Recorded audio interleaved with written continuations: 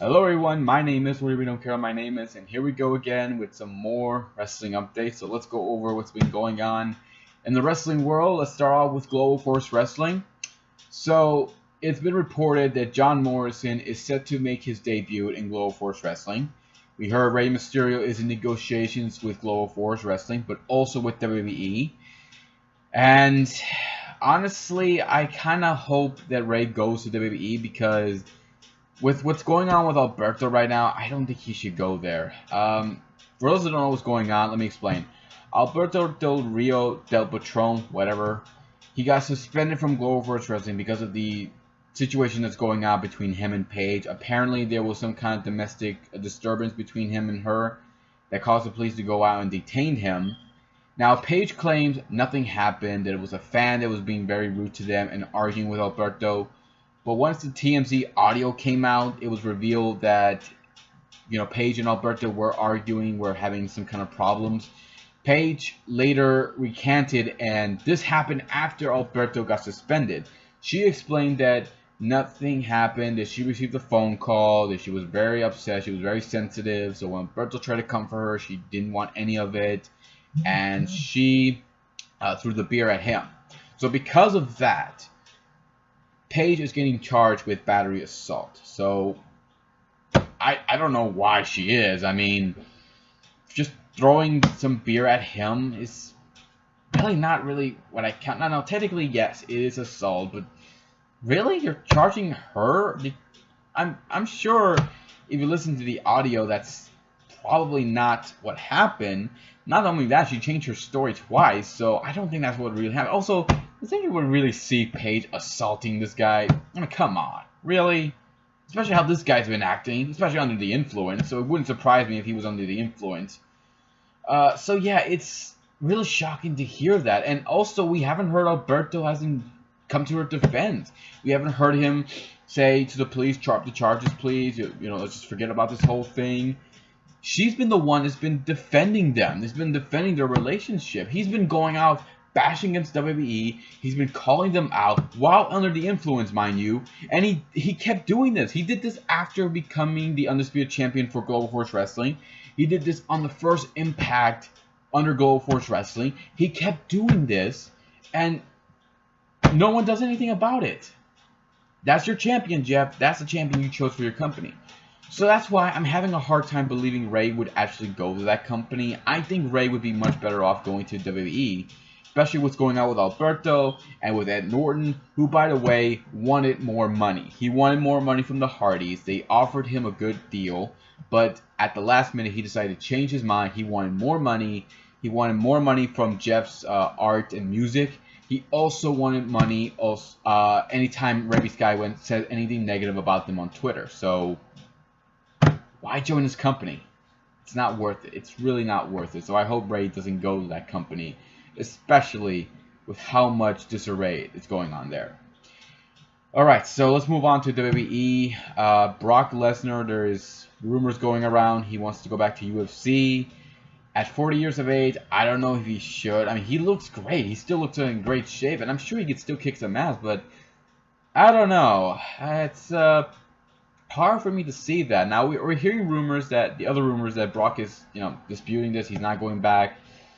But I don't know. It's, again, kind of tough to see what's going to happen. Unless WWE lets him come back to have one fight and come back to WWE.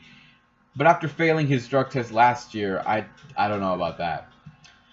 But if they are serious about him going back, if he does want to go back, that's his choice.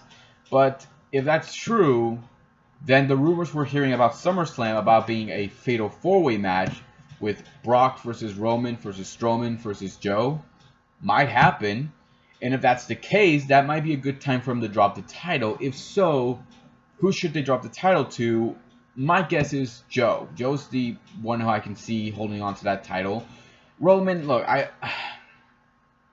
I'm sorry, Roman I can't see win the championship. Strowman I can definitely see, but I think it might be a little too early. Let's build him up a little more. End this rivalry between him and Roman. Just end it right now, and let's see what happens. Alright, so the last thing I want to talk about is the NWA Wrestling Revolution Rise of the Phoenix show. Hold on a second. Let me see if I can get this.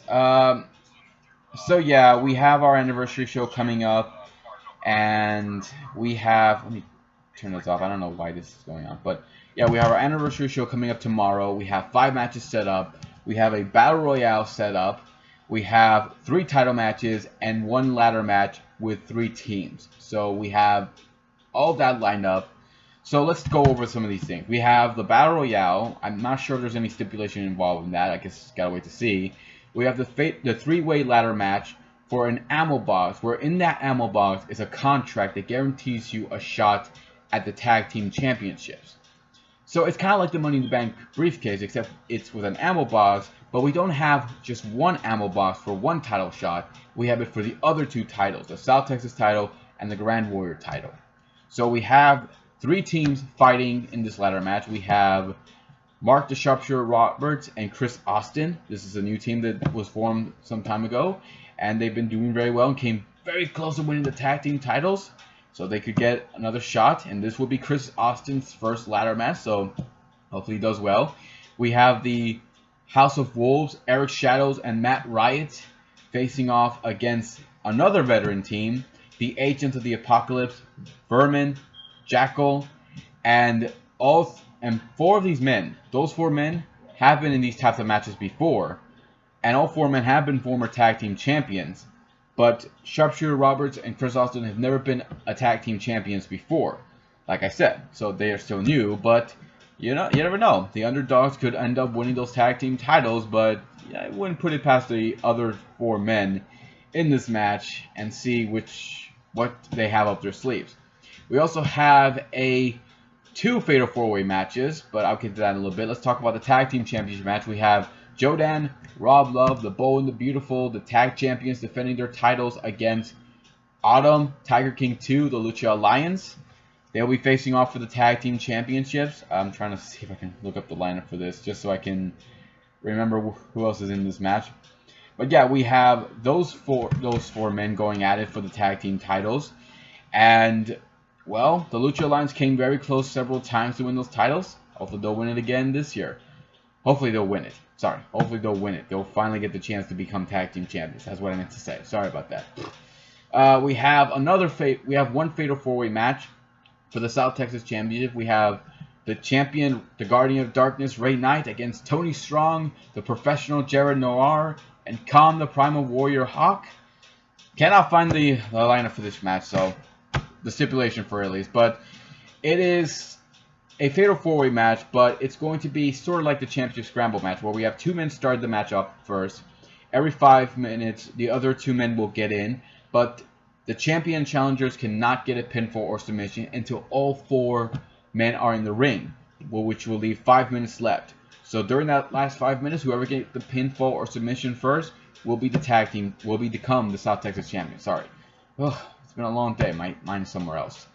And now we have the main event. We have, for the Grand Warrior Championship, the champion Richard Reason against Jim Justice. We have the Amazing Danny Chance and the Juicy Danny Ramones. And this match, Richard Reason, he's a 2-time champion, but he's going up against 3 other men who have been Grand Warrior champions before, have been tag team champions before, and have been South Texas champions before. And this will be Danny Ramones' first title match in months since he got injured. So looking forward to seeing how this match goes. So yeah, that's the lineup for our anniversary show. So if anyone wants to check out our anniversary show, we're going to be in downtown McAllen, Texas, in the historic Cena El Rey. It's going to start on Friday at 8 o'clock. That's when the doors are going to open. So anybody wants to check it out who lives anywhere near McAllen or lives in near the downtown McAllen district can come check it out. That's pretty much it, guys. If you have a different opinion about the show or any of the other news that I've given you, leave some comments below. Let me know what you think. I'll be here next time to give you more love and more entertainment. So until then, guys, hit the subscribe button, check out my Facebook page, and I'll see you all tomorrow night. Well, I'll do a Facebook Live of our main event. Hopefully, I'll be able to get there in time for it. So take care, guys, and see y'all next time.